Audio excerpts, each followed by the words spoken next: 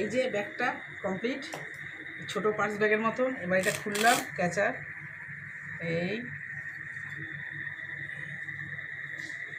এই যে দুটো হ্যান্ডেল। এবার জিপার এদিকে খুললাম। এবারে এই জামা কাপড়গুলো ভরে দিলাম।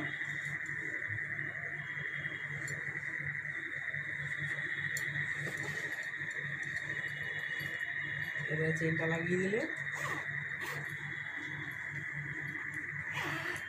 হয়ে গেল। ট্রাভেল ব্যাগ বলো, যা বলো, যেটা মন চায় যেভাবে ব্যবহার করতে পারো। এই যে আরেকবার খুলে ভাঁজ করে দেখিয়ে দিচ্ছি।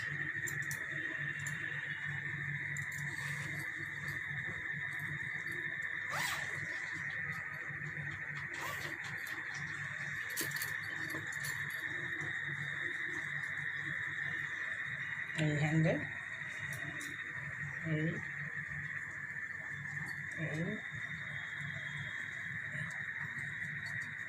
এবার ক্যাচার দিয়ে লাগিয়ে দাও, হয়ে গেল ছোট্ট ব্যাগ।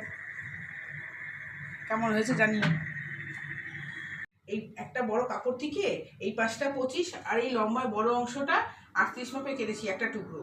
হ্যাঁ, এটা দিয়ে একটা সুন্দর একটা ফোল্ডিং ব্যাগ বানাবো, যেটা খুললে একটা বড় ব্যাগ তৈরি হবে, যাতে অনেক কিছু জিনিসপত্র ভরা যাবে। আমি আর লাইলিন কাটিনি, এটা যেহেতু কাপড়টা অনেকখানি রয়ে গেছে, এই জন্য এটা আরেক পিস কেটে নিয়েছি। এই সেম সাইজেরই আরেক পিস কেটেছি। এইবারে সমানভাবে চারটে সাইড পুরো ভালোভাবে মেশিনে সেলাই করে নিয়েছে। এরপরে কি করতে হবে সেটা দেখাচ্ছি। এই দুটো এবার চারটে দিক এরকমভাবে মেশিনে শুধু দুটো একসাথে করে ঘুরে নিতে হবে, আর কিচ্ছু না। এই চারটে সাইড সোজাভাবে এই ঘুরে নিলেই হয়ে যাবে। সাইডটা সেলাই করে নিয়েছি মেশিনে। এইবারে দুটোকে সমানভাবে ভাঁজ করে মাঝখান বরাবর একটু করে কাঁচি দিয়ে কাট লাগিয়ে নিতে হবে।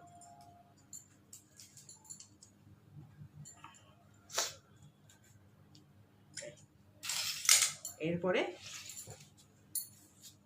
এইখানে এই যে জিপারটা আছে, চেনটা দুই দিকে এরকমভাবে ধরে মেশিনে ভালো করে বসিয়ে নিতে হবে। মেশিনে বসিয়ে নিয়ে তারপর আবার দেখাচ্ছি। চেনটা এবার খুলে নিয়ে কর্নার ওয়াইজ ধরে এটা উল্টো দিক করে বসাতে হবে চেনটা। এইরকম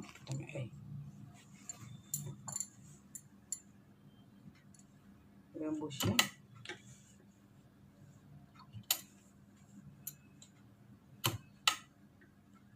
মেশিনের উপরে এই দিয়ে এবার খুবই আস্তে আস্তে মোটামুটি চেনটাকে বসিয়ে নিতে হবে।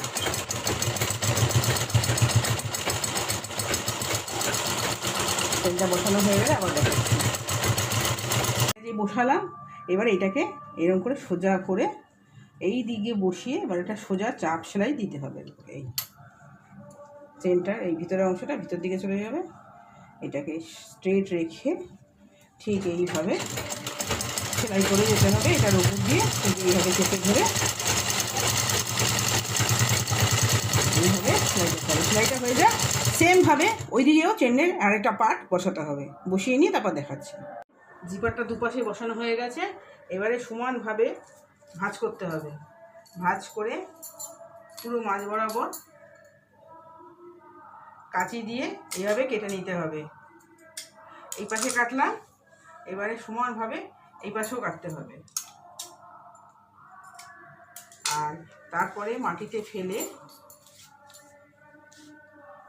ফিতে দিয়ে 2.5 ইঞ্চি মাপ করে, জিপার থেকে নিচে থেকে মাপ নিতে হবে 2.5 ইঞ্চি। এই 2.5 ইঞ্চি মাপ নিয়ে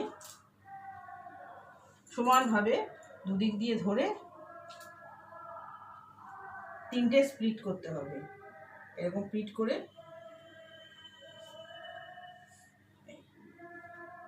একদম মাঝে যে কাটাটা ছিল এই বরাবর নিয়ে আসতে হবে। এই একটা প্লিট, দুটো প্লিট, 3টে প্লিট। এবারে এই 3টে প্লিটকে পিন থাকলে বাড়িতে পিন দিয়ে, আর নালে আমার মতো সেফটি পিন দিয়ে এরকম করে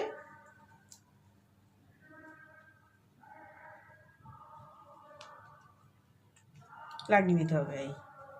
এই পাশে একটা, এই পাশে একটা, সেমভাবে ও পাশটাও করতে হবে। এই যে এবারে পিনগুলো লাগিয়ে নিয়েছি। এবারে এই দুটো পাশ মেশিনে সেলাই করতে হবে দুদিক। একদিকে 1.5 ইঞ্চিস মাপ নিয়ে, আর এইভাবে এই চওড়াটা একটু বেশি নিতে হবে, সেলাইতে যাবে। এরকম করে মুড়িয়ে দিতে হবে এই পাশটা। আর এইরকম দুটো স্ট্রিপ নিতে হবে, এইরকম দুটো পার্ট নিতে হবে। এইরকম হবে দুটো 6x5 আর একটা 7। এইরকমভাবে এইখান থেকে এইভাবে সেলাই করতে হবে, এই দিকটা ফাঁকা রেখে। এই ফাঁকা দিকটা দিয়ে এইখানে লাগাতে হবে এপাট করে। তারপরে দুটো এরকম স্ট্রিপ কেটেছি, যেটা 4 ফোল্ড করে, সুন্দরভাবে 4 ফোল্ড করে হ্যান্ডেল তৈরি হবে। এদিকে একটা, এইভাবে এদিকে একটা। আমি এইটুকু সেলাই করে এনে তারপরে বলছি কি করতে হবে।